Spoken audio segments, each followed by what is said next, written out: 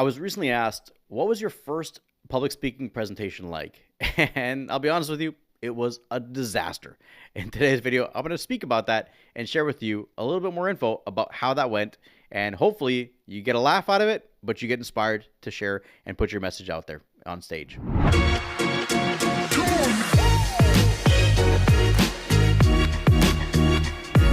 My first public speaking experience. So bringing it back, it was 2010, and what happened was I was invited to give a talk at a university. My old hockey goalie coach, he was working at this university now. He had an in. He knew my background with panic attacks and anxiety, and I was asked to speak at it was a third year nursing student, his third year nursing class. And they wanted to bring in someone with lived experience to just share a bit about what it is that they went through so that the nurses could get a bit more understanding. Now, here's the thing. I'd never given a talk, and I was still experiencing, a fair amount of anxiety in my personal life. The panic attacks and anxiety wasn't as bad as it was, of course, but it was still there. It was still there. And especially I remember leading into it the week before, I'm like emailing the professor. I'm like, hey, what do you want me to talk about? What topics? And she responds with, oh, you'll be great. Just go up there, do what you normally do. Now, this presented a bit of a trap because I'm sitting there going, do I say I've never done a talk before? Or, because I hadn't, or do I just go up there and wing it? Well, I didn't want to say that I'd never done it before. So I said, okay, it sounds great. I'll see you there. I remember I walk in. It's a classroom. There's probably 50 students in the room. The teacher gives a great introduction. She was so nice.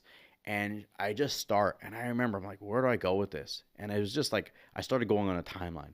It was this meandering, rambling mess about what I went through and my experiences and having panic attacks, but not knowing there were panic attacks at the time because, of course, I hadn't got professional help at that time. I just felt like I was dying constantly and on edge and second guessing and sitting up at night thinking like what mistakes and trying to plan and control. I was just expressing what my life was like, but I remember just looking at the audience and thinking, oh my God, I'm bombing and people are checked out. And it ended and the teacher saved me with, okay, well, how about we get into the Q&A component? And I'm like, oh my God, thank God. Like I was off the hot seat. So we start with Q&A. First student stands up, they raise their hand. I say, yeah, what's your question? And she goes, now that you're back in regular society, how does it feel? And I was thinking, now that I'm back in regular society, like, what are you talking about? So what happened was I was so nervous in my delivery that the student heard, a mental health background. She thought that I'd been locked away in a mental health, hospital.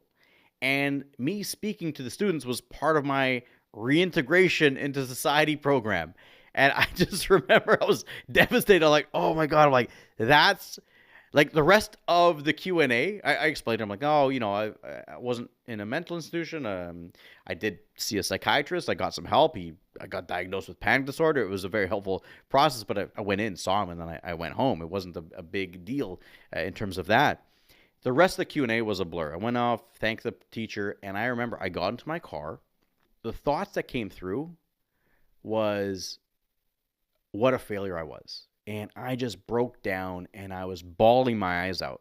I remember sitting there in my car, just bawling my eyes out in the front seat because with this opportunity to give this talk, and I'd had Level Up Living, which was a blog at that time. I was writing my experiences and I started this to help people just say, hey, look, if you're struggling with anxiety or panic attacks, you're not alone. And this is some things that I've done and they've helped me. That's how this whole business started. It was a blog. It was never a goal of a business. But I had this dream now of being a speaker after getting invited, and the feedback that I got was that you're not good enough, that I wasn't good enough, that I was a failure, that this was a huge mistake, and it just hit me with a ton of bricks. All the inner critic, all the self-doubt. Who do you think you are? What do you think? You can't do this. It just hit me, and I was just bawling my eyes out. And it was in that moment that I realized there was two options. Number one was I take that one question, which, obviously she wasn't trying to say that you're not good enough. That's how I interpreted it. Take that as a sign that I should just give up this. This was a pipe dream. Go back, get another job, just keep working. Or number two was that I needed to get help. If this was truly my passion, I would need to get help. I need training. I need to build it because I had the passion, but I needed to build a skill set. I needed to hire somebody to get started on that journey. And that was the decision. And it was like a week, 1 or 2 weeks after that. I remember I went to an event. I saw this business coach that was up there giving a talk. He was making an offer and he had a system how to start a business. I invested on the spot.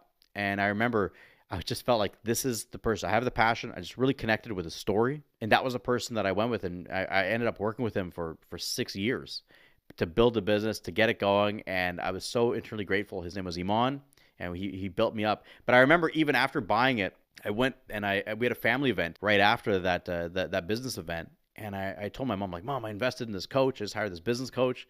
And she's like, how much? First question, right? How much did you spend? And I told her the amount. She's like, you can't afford that. And it was a really powerful moment because in the past, maybe I would have second guessed it. Maybe I would have said, you know what, maybe she's right. But it was in that moment, I was very rooted in my certainty. And I said, Mom, I can't afford not to, because my worst case, yeah, I blow a few grand, but I won't have regrets. Because if I can get a structure, this was going to help me build my business, then it's going to be worth way more than that. And so that was a deciding point. It was one, having that was my first talk. Humiliation.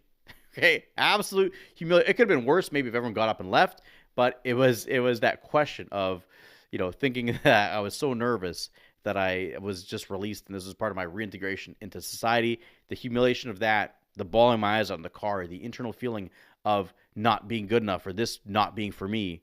And then it was that decision, because when you're in those moments and you're going to experience them, it comes down to choice. Do you want to listen to either your inner critic or the outside opinions of others?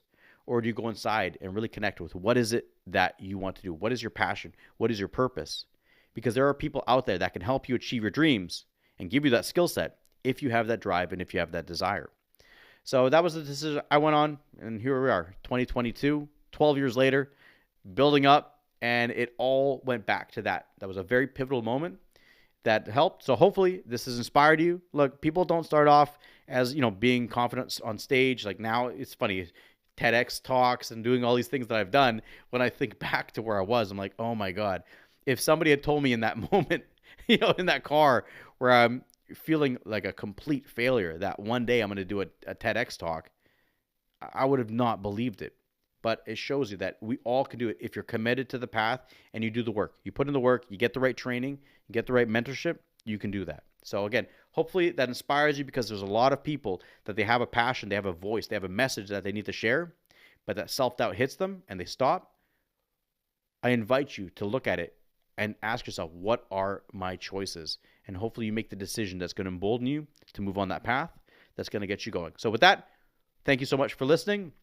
And if you want help to, again, build your business, to put yourself out there, whether it's speaking on stage or speaking on video, go to levelupliving.com. We have programs that are designed for each of those that'll help you go to that next level. So again, thank you so much. And again, share your message. Put it out there, because there are people that are waiting for it. And more importantly, it's about living a life without regrets and instead going for what you're put on this planet for. Okay, so do it. Go to levelupliving.com. Thank you.